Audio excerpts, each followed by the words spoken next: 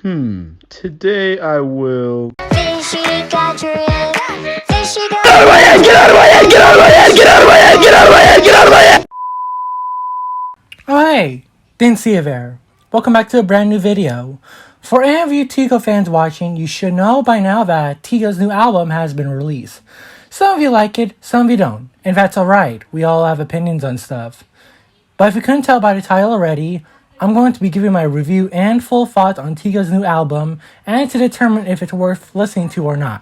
But before we begin, I may be doing lots of criticism on the album as well as its songs, and I know very well that there may be fans of Tiko who might write hate comments like, "Bro, shut up, it was a good song," or "You suck, Poco, I'm unsubscribing because you said something bad about my favorite YouTuber."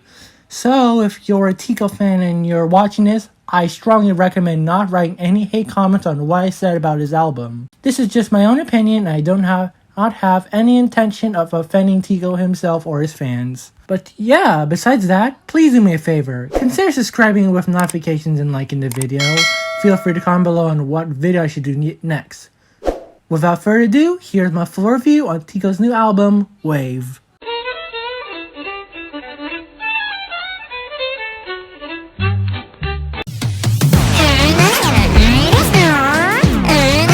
The first song we are going to review is Ain't Nothing Gonna Eat Us Now. The first thing I thought of as I began to listen to this song was Tiko's intros on his recent videos.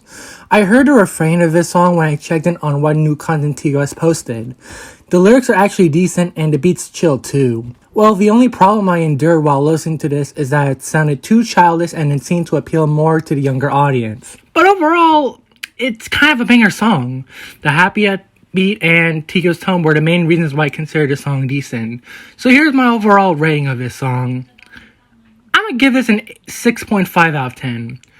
The reason why I deducted a few points from this rating is because of its appeal to younger audiences. I may not be a huge fan of songs that mainly appeal to the younger audience, but the music and Tiko's happy tone kinda made me consider adding a bit more points to the song's rating. On to the next song. The next song we will be reviewing is All Alone. As soon as I was into the first few seconds of the song, I knew that was gonna sound sad. And man, I was right.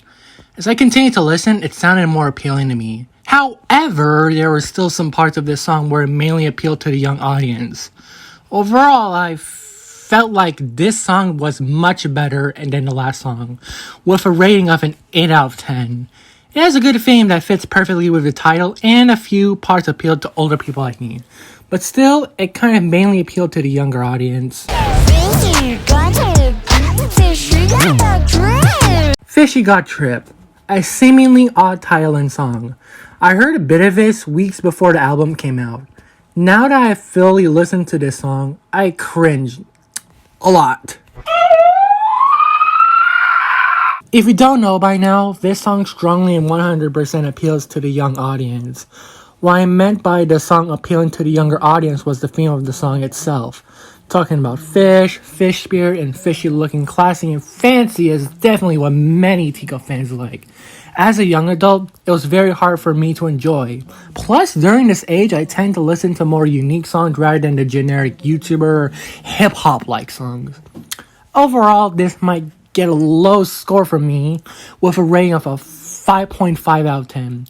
The few extra points given by me was just the edgy and classy voice of Tiko's. Just like All Alone, Homesick sounded more appealing to me, despite appealing to the younger audience. While it still appeals to the younger audience, the lyrics and theme sound like a generic pop song today, which is the main reason why I enjoyed it. The only problem with this song is just the music. It just sounded more like a youngster's favorite theme song to a cartoon show.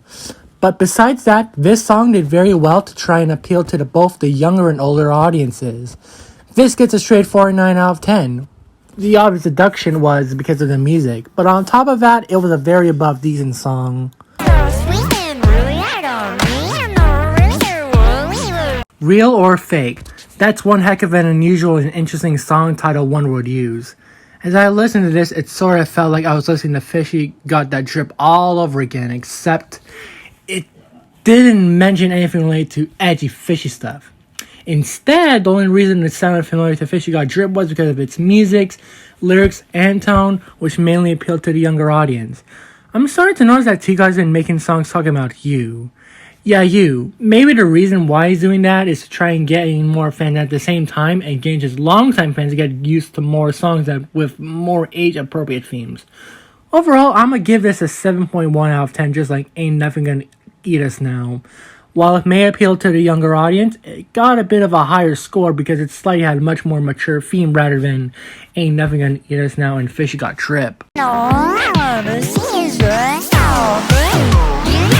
Once again, we have another unusual and interesting song title. Out of all the fruits that Tiko could have chosen, he decided to go for strawberry. Obviously, he wouldn't choose banana because they're the army and his biggest enemy. But besides that, I had mixed thoughts on whether it appealed to the younger audience and older audience just because of the music, tone, and lyrics. But after thinking about it over for a little bit, sort of as a balanced audience appealing to both the younger people and the slightly older folks. Thanks to this, along with its bright themed lyrics and tone, this song gets an 8.5 out of 10. Oh, don't worry, Tiko didn't steal the entirety of Stressed Out from 21 Pilots. As I listened, I had a feeling that it would appeal to the younger audience. And I was right, but at the same time, it appealed to a very minute amount of the older audience who can sort of relate to the theme and message of the song.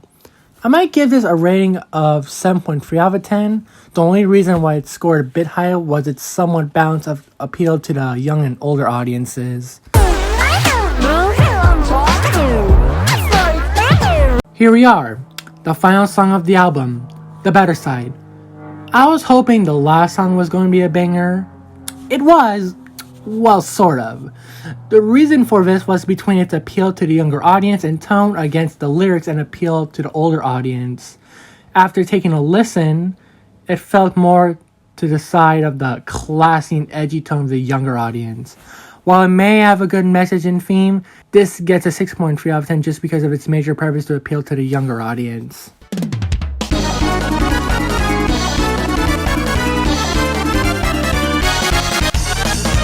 Now that I gave my reviews on all 8 songs of Wave, it's time for me to give my final thoughts and rating of the entirety of this album. I liked how Tiko used more slightly mature themes to engage his fans to experience what a hit song might look like. And I also liked how some songs appeal to the people my age while also appealing to the younger audience. My final rating would be, drumroll please, a 7.5 out of 10. I wanted to give a rating that's not only based off my reviews and thoughts, but also to make his fans feel satisfied by what I said. Some reasons on why I gave this rating was its main purpose to appeal to the younger audience of his. But the reason why it scored high was because of Tiko's unique tone and use of age-appropriate themes to make his fan base appreciate his talent of singing. Also, some songs appealed to the older audience, especially to me, and some songs had very relatable themes that his fans and audience might like. Overall, it is somewhat worth it to listen to his latest album of his due to his happy tone, lyrics, and themes. Anyways, that's all for today. Don't forget to leave a like and subscribe with notifications. Comment down below what you want to see next, or want me to do next, and I'll take it into consideration. And yeah, see you in my next video.